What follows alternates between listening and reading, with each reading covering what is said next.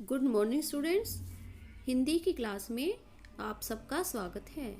आइए बच्चों, सबसे पहले हम प्रेयर करते हैं, उसके बाद हम आज का काम शुरू करेंगे। तेरी है ज़मीं, तेरा आसमां, तू बड़ा मेहरबान, तू बख्शिश है सभी का है तू, सभी तेरे खुदा मेरे, तू बख्शिश है। तेरी मर्जी से मालिक हम इस दुनिया में आए हैं, तेरी रहमत से हम सब ने ये जिस्म और जान पाए हैं। तू अपनी नजर हम पर रखना, किस हाल में है ये खबर रखना। तेरी है जमीन, तेरा आसमां, तू बड़ा मेहरबान, तू बख्शिश है। आज इस वीडियो में हम रिवीजन वर्क करेंगे। अब हम नवभारती पुस्तक के लेसन 13 आँखों की देखभाल, लेसन 14 काला हिरन कहानी और लेसन 15 वर्ष गीत कविता की रिवीजन करते हैं। पहले हम इन सब चैप्टर्स का मूल भाव यानी सारांश एनिमेशन के द्वारा देखते हैं। आंखों की देखभाल सारांश। प्रस्तुत पाठ स्वास्थ्य पर आधारित एक कथा है। रमन रोज की तरह जब आज सुबह उठा तो उसकी आंखों में दर्द और चुभन हो रही थी। स्कूल से आने के बाद भी आंखें अधिक लाल होने पर माँ उसे आंखों के डॉक्टर के पास ले गई। डॉक्टर ने आंखों की जांच करने के दौरान पूछा, तुम कहाँ बैठकर पढ़ते हो? तो माँ ने बताया, वह लेटकर पढ़ता है और बहुत पास से टीवी देखता है और खाने में चाउमीन, बर्गर, चॉकलेट जैसी बाहर की चीजें ही खाता है। तब डॉक्टर ने समझाते हुए रमन को बताया कि आंखों के लिए विटामिन ए आवश्यक है, इसीलिए फल, हरी सब्जियां, दूध, दही जैसी स्वास्थ्यवर्धक चीजें ही खानी चाहिए और कॉपी किताब को 12 इंच की दूरी पर रखकर ही पढ़ना चाहिए। ये सभी बातें सुनकर रमन ने निश्चय किया कि अब से वह स्वास्थ्यवर्धक चीजें ही खाया करेगा। काला हिरन सारांश। प्रस्तुत पाठ जंगली पशुओं में एकता, प्रेम व अपनेपन की भावना पर आधारित है। काला हिरन बाकी हिरणों का नेता था। वह शरीर से सुंदर और दिमाग से बहुत बुद्धिमान था। झुंड को अपने नेता पर पूरा विश्वास था। एक दिन एक राजकुमार शिकारियों के साथ जंगल में शिकार करने आया। काफी थक हार कर जब वे झील के किनारे पेड़ों की घनी छाया में आराम कर रहे थे, तभी वहां हिरणों का झुंड आया। शिकारियों को देखकर झुंड झाड़ियों में छिप गया। तभी राजकुमार ने काले हिरण को पहली बार देखा। वह उसकी सुंदरता देखकर आश्चर्यचकित था। दूसरे दिन वह चतुर शिकारियों को लेकर झील के किनारे आया, जहां उन्होंने जाल बिछा दिया। कुछ देर बाद हिरणों के झुंड को आता देखकर सभी शिकारी छिप गए और उनके जाल में हिरणों का नेता काला हिरन फंस गया। काले हिरन को फंसा देखकर सभी हिरन रुक गए और घेरा बनाकर खड़े हो गए। काले हिरन की पत्नी झुंड से बाहर आई और प्यार से हिरन को सहलाने लगी। हिरणों में एकता और प्रेम को देखकर राजकुमार ने काले हिरन को छोड़ने का आदेश दिया। रात को राजकुमार ने सपना देखा कि हिरन उसके बगीचे में आया है। राजकुमार की आंखें खुल गई। दिन निकलने पर राजकुमार ने देखा कि काला हिरन और हिरनी सच में उसके बगीचे में आए हैं। राजकुमार ने प्यार से पुचकारा। कुछ देर बाद दोनों हिरन लौट गए।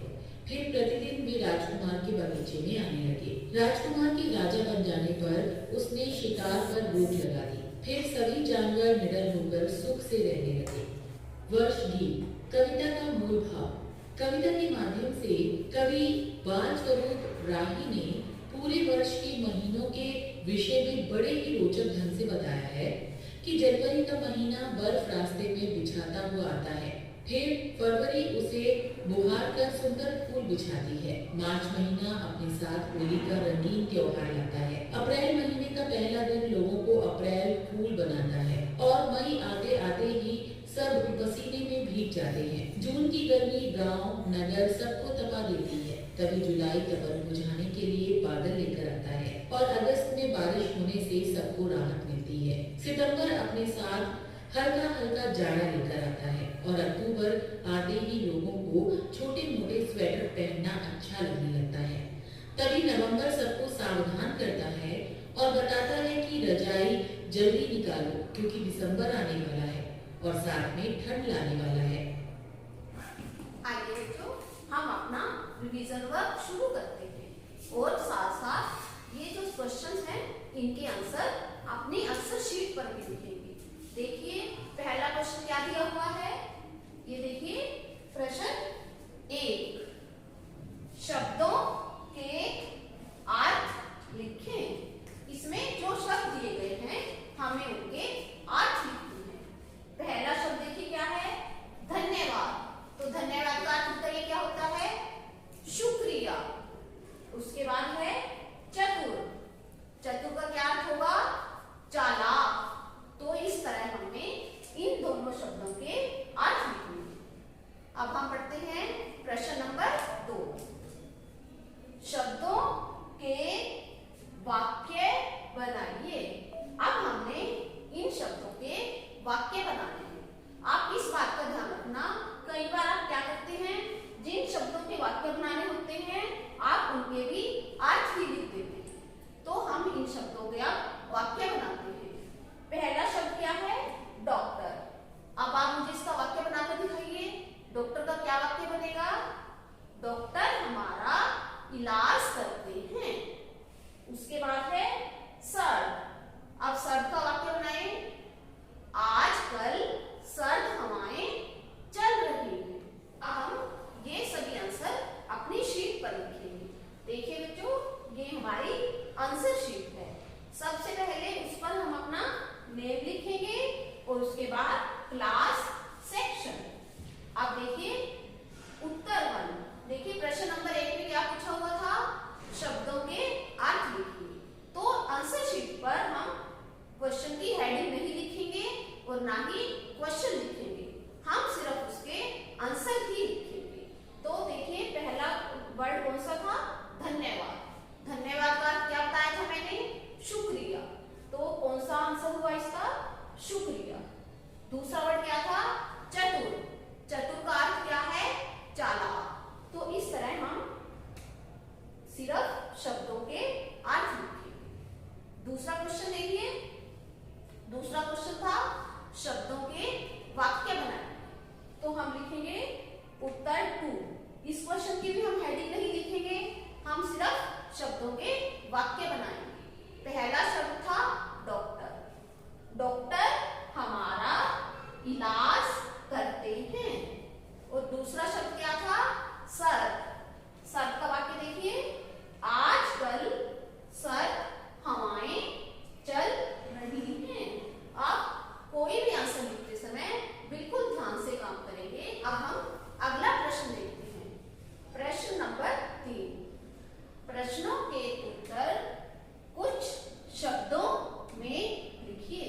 देखिए हम हर क्वेश्चन की हेडिंग बिल्कुल ध्यान से पढ़ेंगे और उसे समझेंगे। देखिए इसमें बताया हुआ है कि हमें प्रश्नों के उत्तर कुछ शब्दों में ही लिखने हैं, हमें इसके लिए पूरा वाक्य नहीं लिखना। तो पहला प्रश्न कौन सा पूछा हुआ है, साल का हर महीना क्या लेकर आता है। बताइए इसका उत्तर क्या होगा, खुशियां, क्योंकि साल का हर महीना खुशियां लेकर आता है। तो हम आंसर में सिर्फ क्या लिखेंगे, खुशियां। अगला प्रश्न देखिए, हमें किताब को कितने इंच की दूरी से पढ़ना चाहिए, 12 इंच की। इसका उत्तर क्या होगा, 12 इंच की। तो जैसा मैंने आपको पहले भी बताया था कि हम ना तो क्वेश्चन की हेडिंग लिखेंगे और ना ही क्वेश्चन लिखेंगे, हम अपनी आंसर शीट पर सिर्फ आंसर लिखेंगे। अब अगला प्रश्न पढ़िए, दिए गए वाक्यों में से उद्देश्य छांट कर लिखें। देखिए हमें जो वाक्य दिए गए हैं हमने उसमें से उद्देश्य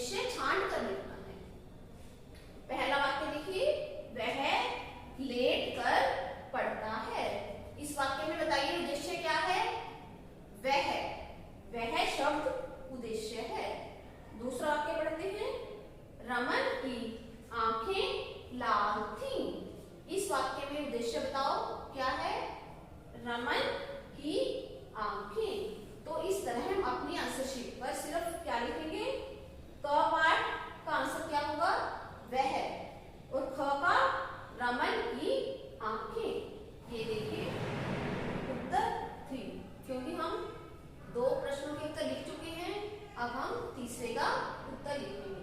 तो हम क्या लिखेंगे? क पार्ट का आंसर क्या था? खुशियां, कि साल का हर महीना क्या लेकर आता है?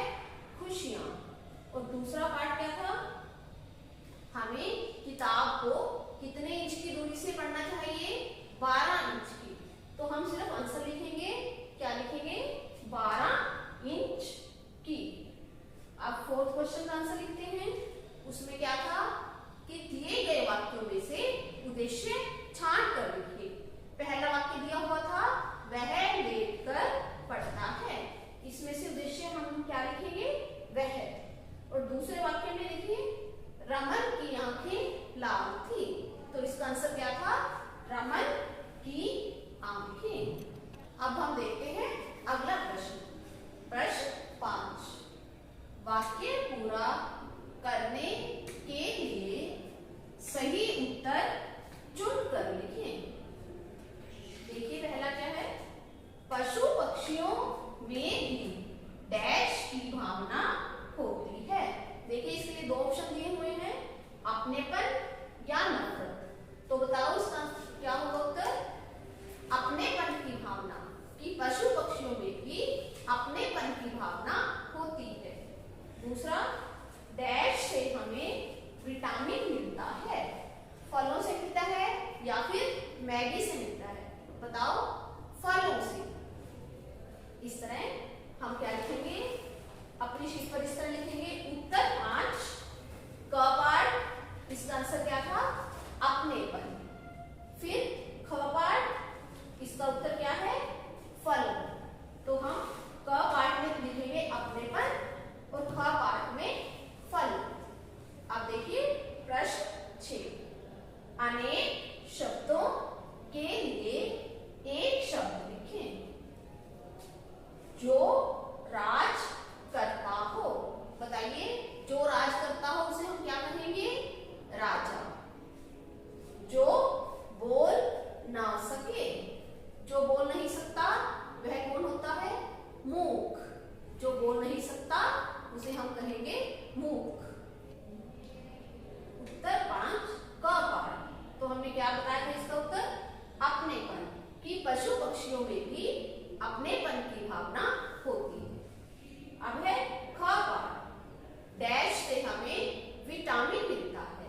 किससे मिलता है विटामिन? फलों से। तो इस तरह क का आंसर अपनेपन, ख पार्ट का आंसर फलों। अब 6 क्वेश्चन देखिए। इसमें हमें क्या करना था? अनेक शब्दों के लिए एक शब्द लिखने हैं जो राज करता हो। राजा। किस तरह लिखेंगे हम? उत्तर 6 क पार्ट, राजा। ख पार्ट, जो बोल नहीं सकता, मूर्ख। इस तरह बच्चों हम सभी आंसर अपनी शीट पर लिखेंगे और उत्तर लिखते समय आप स्पेलिंग्स का अच्छी तरह से ध्यान रखना और पूरी आंसर शीट करने के बाद आपने एक बार सभी उत्तर फिर से पढ़ने। अब हम सुलेख लिखते हैं। आज हम लिखेंगे हमेशा दूसरों की मदद करो। देखिए हमेशा ह, जैसे मैंने बताया था ह, पहले आप छोटी लाइन लगाएंगे, फिर इस तरह इसको फोल्ड करेंगे। ये देखिए ह, हमेशा, हमेशा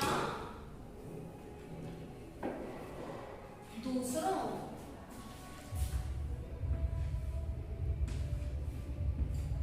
हमेशा दूसरों की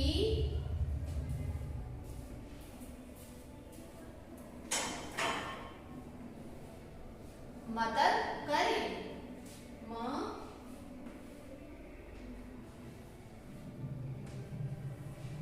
मदद करें।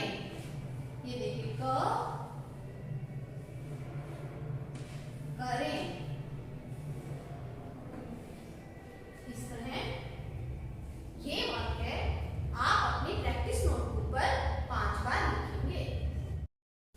तो बच्चों, आपने इन सभी चैप्टर्स की एक बार फिर से रीडिंग करनी है और क्वेश्चन आंसर और बुक वर्क की रिटन प्रैक्टिस भी करनी है।